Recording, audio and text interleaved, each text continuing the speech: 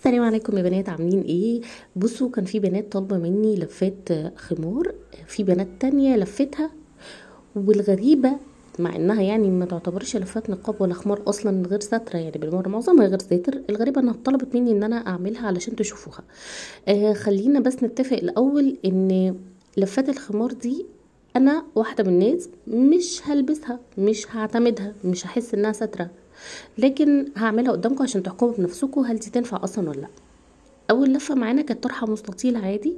والبنوته في الفيديو جابت الطرف، كانها بتلفها عادي، وبعد كده رميتها ورا ظهرها وجابت الطرف التاني على قدام. بس الغريبه بقى ان هي من ظهرها مش ساتر خالص، مفيش حاجه يعني. كمان هي كانت لابساها على دريس، مش لابساها على ملحفه زيي، وكانت مرجعاها لورا كده، وكان شكلها غريب جدا وما كانش ساتره بالمره. فدي حاجة معرفش يعني في حد ممكن يمشي كده ولا لأ، بس أنا عامة عمري في حياتي ما هعمل كده، لأن من أساس الخمار أو الحجاب هو الستر. تاني بقى لفة معانا، مش عارفة يعني، دي ممكن شوية في بنات بتعملها، بس برضو لما تكون لابسة حاجة واسعة، ملحفة مثلا أو حاجة. مع العلم بقى ان لون الطرحة او الخمار بيبقى هو نفس لون النقاب. هو انا بس هنا عملت لكم لونين مختلفين علشان تشوفوا الفرق وتعرفوا بتتلف ازاي. دي بقى منتشرة جدا. في منها بيقول ان ده خمار فرنسي.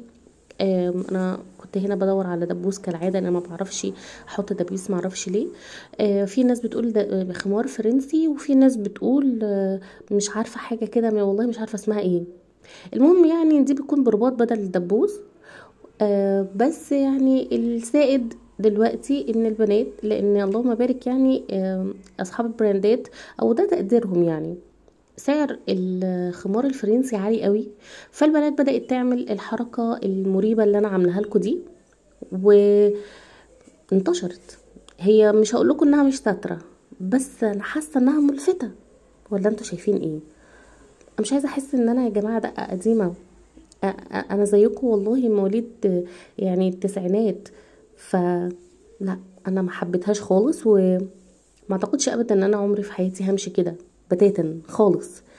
ولو جيت لبست الحاجات اللي انا بقول عليها مش هلبسها دي، فوقوني كده يعني، قولوا لي لا انت قلتي في يوم من الايام مش هلبسها، وقومي وفوقي، وما ينفعش اللي انت بتعمليه ده. مهما كنت مقصره، مهما كنت لبسي مش ساتر قوي، مهما كنت بعمل حاجات ما مش دايما صح، فوقوني برضو.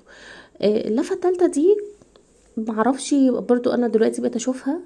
وعايزه اقول لكم انا لابسه تحتيها هو خمار، لا هي ما كانتش بتبقى عليها خمار ولا حاجه. انا حبيت اوريها لكم في اللون الاسود. بصوا الخمار المثلث اللي تحت ده اللي انا لابساه.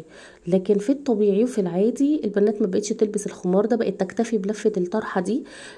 كنوع من اللي هو يعني ايه، بصوا انا منتقبه وكيوت ولذيذه وجميله وحلوه ومحدش بيمنعني من اي حاجه. وعايزه اقول لكم انا كنت حابه يعني اوريكم اللفه اللي انا كنت ملفاها من شويه في اللون الاسود، اللي هم بيسموه الخمار الفرنسي. معرفش يا جماعه، انا مش بلعاه كده خالص يعني، حاسه ان هو ملفت اكتر من اي حاجه. اكيد مش هقارنه باللي مثلا مش لابسه نقاب، بس برضو يعني في الفات. بص شكله حتى يعني عامل ازاي. معرفش، ما حبيتوش وما حسيتوش ساتر، وما حسيتوش ان هو ممكن ان انا البسه في وقت من الاوقات وابقى ماشيه بيه كده وحاسه ان انا عامله حاجه راضياني يعني. ولا انتوا شايفين ايه يا جدعان؟ ما انا برضو يعني مش عايزه ابقى ايه، حاسه ان انا ماشيه بخلاف القطيع.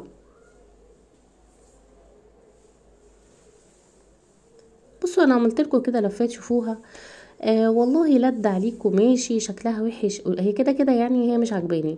بس البنات اللي كانت طالبه مني ان انا اعمل لها اللفات دي، اديني عملت لكم لفات.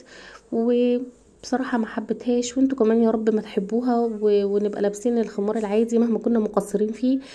بس على الاقل بنحاول.